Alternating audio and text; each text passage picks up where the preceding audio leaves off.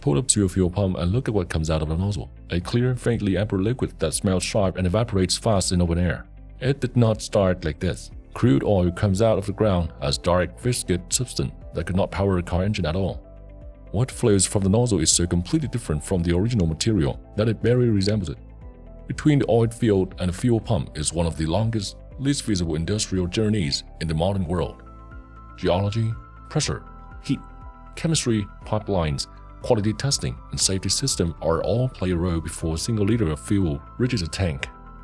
Understanding that journey changes the way you think about the liquid in your car and about everything it takes to put it there.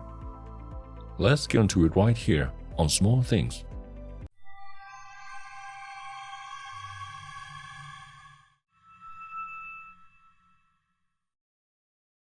Not clean, transformed.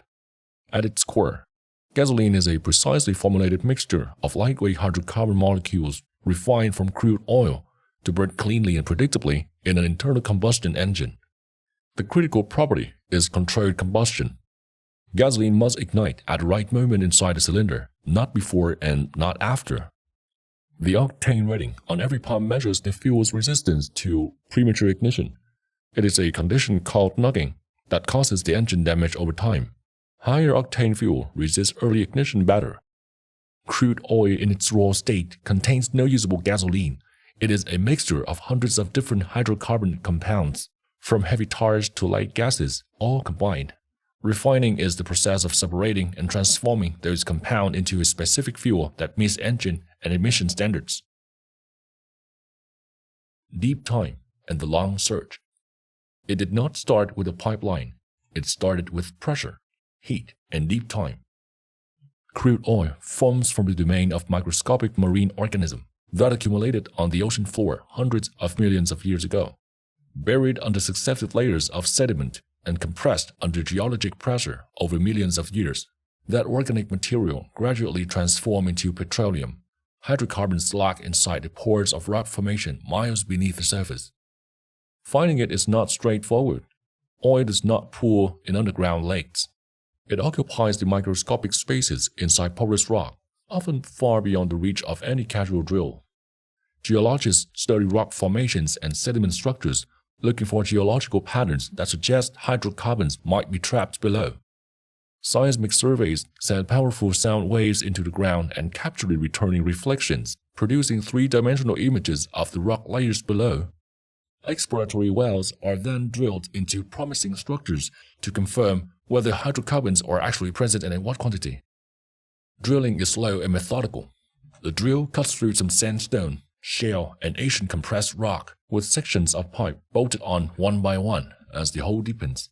A substance called drilling mud circulates continuously through the well, cooling the drill bit, carrying rock cuttings back to the surface, and maintaining pressure inside the well bore to prevent blowouts, the uncontrolled release of underground fluids that can trigger fires and cause significant environmental damage. When a well confirms oil, production begins. Early in the life of a productive well, the natural pressure of the reservoir is enough to push crude upward to the surface without mechanical assistance. As that pressure decreases over years of production, pump jacks take over. The rocky mechanical devices found across oil fields in Texas, the Middle East, and beyond, drawing crude upward from depths that no other extraction method can reach economically at large scale. The crude that reaches the surface is separated from the associated gases and water that arrive with it, then enters the pipeline network. Long-distance pipelines carry the raw material across hundreds of kilometers, running continuously day and night, connecting oil field to the refineries where the actual transformation into useful products begins. What arrives at a refinery is a dark, viscous, foul-smelling liquid. What leaves it in one of its many refined forms is an entirely different substance that the original crude could never have become on its own. Heat, height, and chemistry. So how does dark, viscous crude become the precise, clear fuel that a modern engine requires?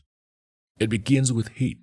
At the refinery, crude oil is heated to over 350 degrees Celsius and pumped into the base of a distillation tower as a mixture of vapor and liquid. The tower is hotter at the base and progressively cooler toward the top, with a series of perforated trays inside at different heights. As vapor rises through the tower, different compounds cool and condense at different temperatures, collecting on a tray that correspond to the condensation point. The heaviest molecular chains condense near the bottom of the tower, becoming fuel oil and asphalt. Moving upward, progressively lighter compounds collect in sequence: lubricating oils, then diesel, then jet fuel, and kerosene. Near the top, where temperatures are lowest, the lightest compound condenses into what will eventually become gasoline. The lightest gases rise completely out of the top of the tower and are captured separately. The gasoline fraction at this stage is not yet ready for an engine. It must be further processed. Additional refinery units crack heavier hydrocarbon molecules and breaking them into lighter molecules that increase the gasoline yield from each barrel of crude. Blending then combines the different fractions with performance additives, oxygen compounds, and detergents to produce finished fuel with consistent, specified properties from one batch to the next. Testing governs the entire output. Every finished batch is run through combustion engine tests to verify the octane rating. If a batch does not reach the required level, it returns to the blending stage for correction. Only batches that pass quality testing advance to distribution.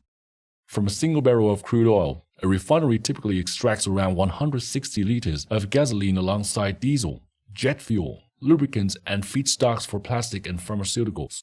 Almost none of the original crude is wasted. Every fraction has an application, and every step in the refinery is designed to maximize the yield of useful products from the raw material that arrives at the front gate. Octane is not what most people think. The most common assumption about gasoline is that it is crude oil that has been filtered or cleaned, that the refinery removes impurities, and the result is ready fuel. That picture is wrong. Crude oil is not a dirty version of gasoline. It must be chemically transformed, not just simply cleaned. The molecules in crude oils are not the right size or configuration to burn correctly in a modern engine. And refining is not purification. It is chemical engineering, breaking large molecules apart and rebuilding them in a different arrangements, and blending the results to achieve very specific performance characteristics. Octane is also widely misunderstood. Many drivers assume higher octane means more energy or better efficiency in any engine. For most vehicles, neither is true. Octane measures resistance to premature ignition, not energy content. A standard engine, calibrated for regular fuel, produces no benefits from premium. High compression engines require higher octane because they create conditions where regular fuel would ignite before the spark plug fires, causing knocking that damages the engine over time. The danger throughout the supply chain is also less visible than people assume. Fuel vapor mixed with air is explosive, and the opportunity for ignition at every stage of production, transport, and delivery are significant. Tanker trucks are grounded during loading to prevent static electricity from generating sparks. Vapor recovery system capture fuels released during tank filling. Underground storage tanks are monitored continuously for leaks. The safety infrastructure around fuel delivery is invisible but essential. The last leg, hidden from view. Today, you will find the fuel supply chain operating at a scale most people never stop to consider. From the refinery, finished fuel travels through the underground pipelines to regional distribution terminals. Tanker trucks receive fuels at these terminals under carefully controlled conditions. Grounding cables prevent static discharge during loading. Overflow sensors cut the flow the moment a compartment reaches capacity, and vapor recovery lines capture the fuel vapor that would otherwise escape into the atmosphere. At the filling station, the truck connects to the underground storage tanks through locking couplings. Gravity draws the fuels down. The entire exchange happens underground and out of sight. Gravity draws the fuels down. The entire exchange happens underground and out of sight, which is why most drivers are unaware of the process happening directly beneath the forecourt while they stand at the pump. The fuel in a station's underground tanks has typically been there for only a few days. Delivery cycles are short because fuel quality degrades over time and demand is continuous. Additives that extinguish brands are typically injected at a terminal stage, not at a refinery. A single batch from a refinery may be purchased by several competing brands, each adding its own package of detergents and performance chemicals. The physical fuel in the pipeline is the same.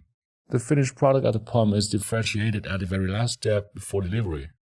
Fuel standards set minimum requirements for octane, sulfur content, and vapor pressure. They have tightened consistently over decades as emission regulations have become more demanding, driving continuous changes in both refinery chemistry and fuel formulation.